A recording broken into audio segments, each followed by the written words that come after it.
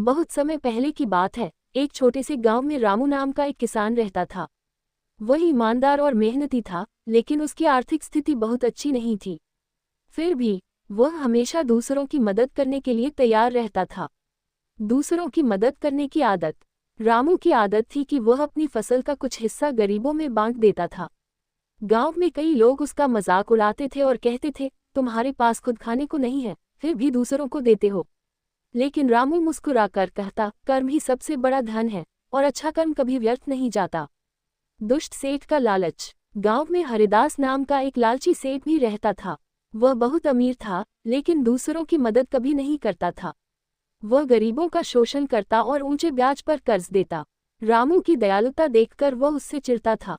एक दिन सेठ ने रामू को सबक सिखाने की योजना बनाई। उसने रामू से उसकी पूरी फसल ऊंची कीमत पर खरीद ली और कहा कि उसे कुछ दिनों बाद भुगतान करेगा।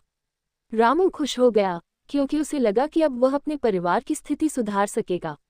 लेकिन जब पैसे मांगने का समय आया, तो सेठ ने इनकार कर दिया और कहा, कोई सबूत है कि तुमने मुझे फसल बेची? रामू बहुत दुखी हुआ, लेकिन उसने हिम्मत नहीं हारी। उसने भगवान पर भरोसा रखा और मेहनत जारी रखी। कुछ समय बाद गांव में भयंकर बाढ़ आई।